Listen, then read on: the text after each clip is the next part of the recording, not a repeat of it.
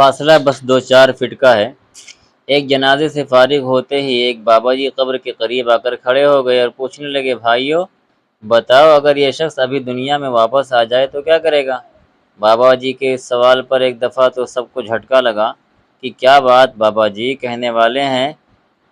بابا جی مسکرائے اور بولے، سوال کا جواب کوئی دینا چاہے گا؟ ایک دو شخص ہم آواز ہو کر بولے، یہ شخص واپس آئے گا تو نیک کام کرے گا، اچھائی کے کام کرے گا۔ اتنے میں پیچھے سے آوازیں گونجنے لگ گئیں، جیسے عموماً ہوتا ہے کہ ایک آدمی بولا تو سبھی اپنی اپنی رائے دینے لگتے ہیں۔ ایک آواز بابا جی کے کان میں پہنچی، دین کا کام شروع کر دے گا۔ ایک آواز آئی، قرآن و سنت کو پکڑ لے گا۔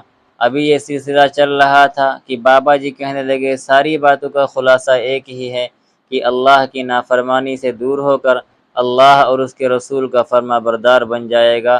لیکن بھائیو بات یہ ہے کہ یہ کبھی نہیں آئے گا، ہاں مگر تم لوگ جاؤ گے۔ یہ کبھی نہیں کر سکے گا، لیکن تم لوگ باہر ہو، اس لیے تم لوگ وہ کرو جو یہ کرنا چاہتا ہے۔ یہ فاصلہ تو صرف 2-4 فٹ کا ہے کہ وہ نیچے ہے تم اوپر ہو، لیکن در حقیقت یہ بہت بڑا فاصلہ ہے۔ یہ کہہ کر بابا جی نے سلام کیا اور چلتے بنے، لیکن پیچھے کھڑے ہر شخص پر ایک ایسی کیفیت طاری ہوئی کہ ہر شخص کی زبان پر استغفار جاری تھا اور آنکھ نم تھی۔ کاش ہمیں بھی کسی جنازے سے عبرت حاصل ہو اور ہم فکر آخرت میں گناہوں سے توبہ کر کے نیک اعمال کرنے لگیں۔